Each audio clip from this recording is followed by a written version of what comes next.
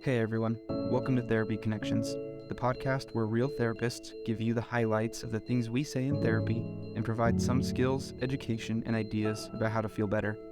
This is not a replacement for traditional therapy, but can serve as a tool for refreshing and learning between sessions. Thanks for joining us. Hello, everybody. Welcome to this episode of Therapy Connections. We're going to be talking about another thinking error today. In the last episode, we talked about all or nothing thinking, and today we're going to talk about emotional reasoning. So who wants to describe what that even is? I will. Emotional reasoning is this thing that we have that goes on inside of us where we think something is true just because it feels true. So maybe, I don't know, somebody walks into the room and the expression on their face doesn't look super happy, and so we feel like they're mad at us, and so now we just know that they're mad at us. It's just true. That sounds like something I feel like we probably all do. Probably at times I think we all do.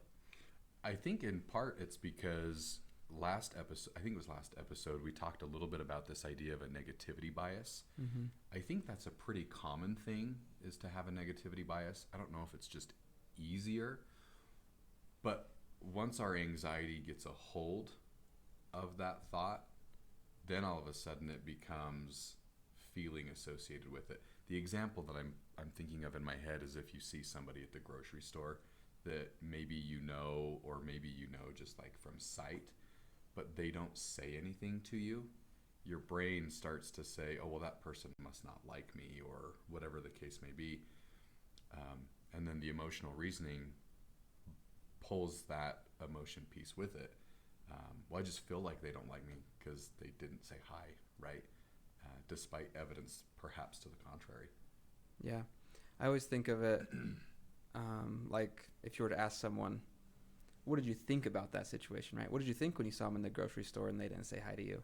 Like, oh, well, it just made me feel uncomfortable, right? We're doing that unintentionally, but when I ask you what you thought and you say it made me feel something or it felt this way, then you're emotional reasoning, because you're not actually telling me what you thought, you're telling me how you felt. I think this is something that we teach clients a lot. That is that thoughts and feelings, maybe they have some connection, but they're not the same thing. A thought is something that runs through your head in either words or pictures, and a feeling is a sensation that you have inside of your body. They're two different things. And by dealing with one or the other, we can find strategies, different ways of managing our anxiety. But overall, we have to be able to separate the two. Why, as therapists, do we separate the two? Because I think you have to deal with them in very different ways. I mean, they share in common that aren't necessarily in control of them, but I think the way you manage them has to be very different, and the way you cope with negative thoughts and negative feelings is going to be very different. And if you try and cope with them the same way, you're maybe just coping with one or the other and letting the other one run rampant. Yeah, I was going to say too that sometimes I notice that if we don't recognize what our thoughts are, then we don't have any control over them. We can't do anything with them, and our thoughts do contribute to the way that we feel. So, if you're having a thought about yourself and thinking to yourself, well, I'm a bad person, the associated feeling with that is going to be likely one that feels pretty uncomfortable. Maybe something sad, maybe something angry. And again, two very, very separate things. And so by separating them out, you may be able to deal with the thought and say something to yourself like, well, it's not really that I'm a bad person. Yes, I feel like a bad person right now, but the truth of this thought is, and then you can go through and kind of use some more logical reasoning for that. And if you're trying to deal with the anger or sadness, there are different ways to cope with anger or sadness. But again, you have to know which thing that you're dealing with, because the two things work together and then can just continue to snowball. One of the things that comes to my mind is, as we, as therapists, think about some of the treatment modalities that we use on how we help people with depression or anxiety or grief and loss, whatever, a lot of the models talk about the relationship between thoughts and feelings. And so we as therapists sometimes try and tease that out so we know what intervention to use. And I like what you were saying, Shara. If you think, right? Or your thoughts are oftentimes dwelling around ways that I'm not good enough, or I'm not important, or the more often that you are stuck in that thought process, your emotions are going to be directly related to being not good enough. And so I think it becomes very important to separate those two things out and then to start to challenge some of those. So how does emotional reasoning look in a situation like this? I think that there are a lot of different ways that this could affect us and a lot of different examples.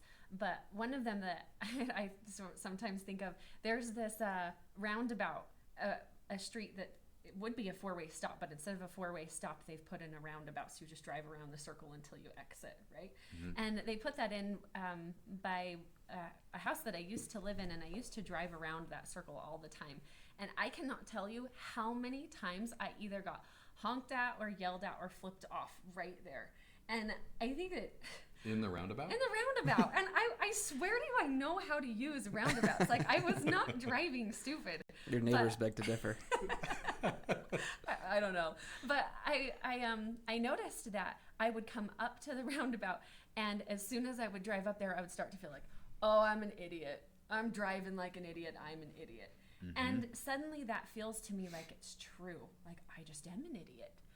But, I think that maybe not all other people know how to use roundabouts. Maybe sometimes I was driving special, but I don't know that that's actually the case. But when I had that thought, then the feeling, it just seemed so true, right?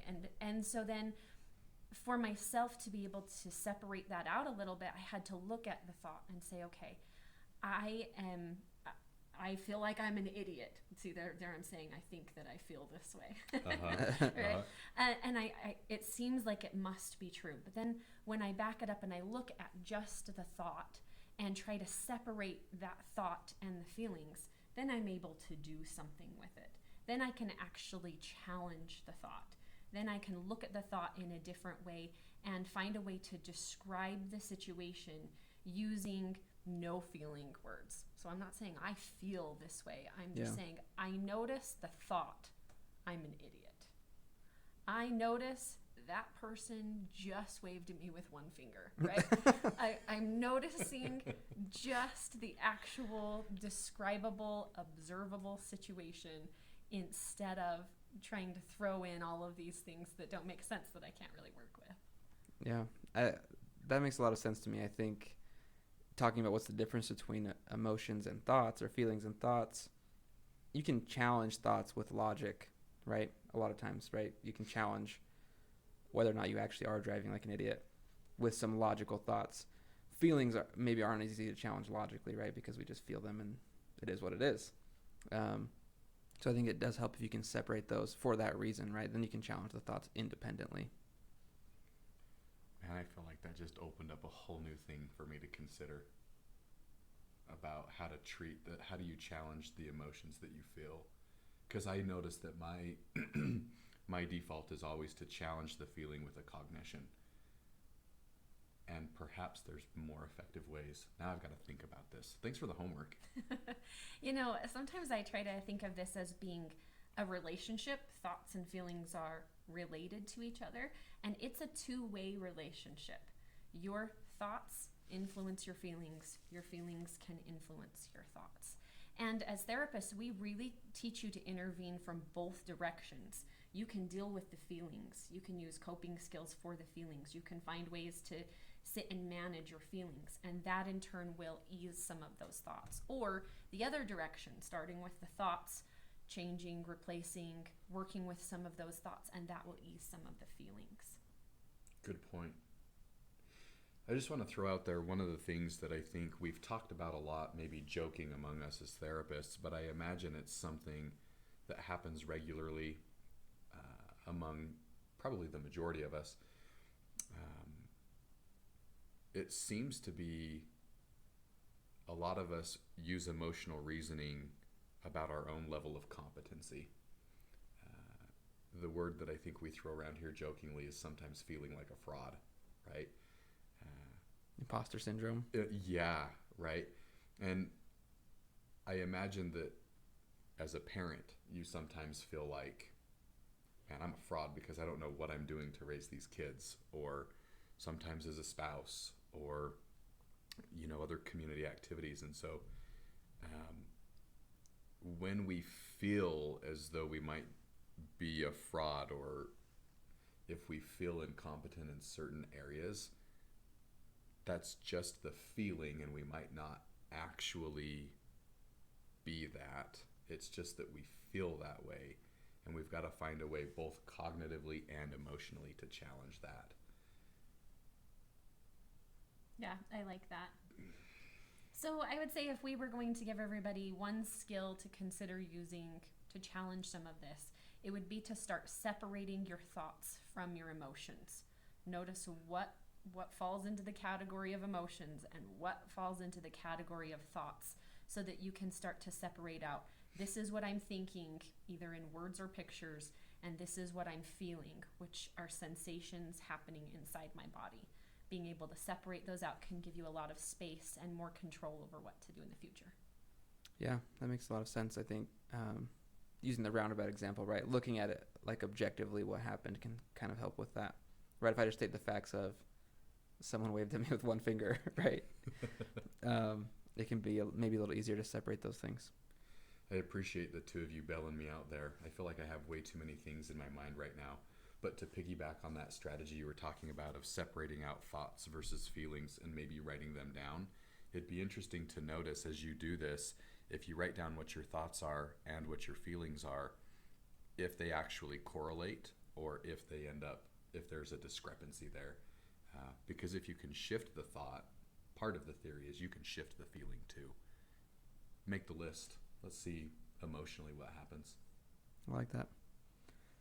Thanks everybody for watching this episode and this discussion about emotional reasoning. We appreciate you watching, and we'll be back for the next episode. Thanks. Thank you. Hey, Jaden here. Thanks for joining us today. We hope you found something useful in today's episode. If you did, and you want to keep up on the content we're going to be making, please subscribe, follow, or leave us a positive review. It helps us a lot. Again, thank you for being here, and we'll see you next time.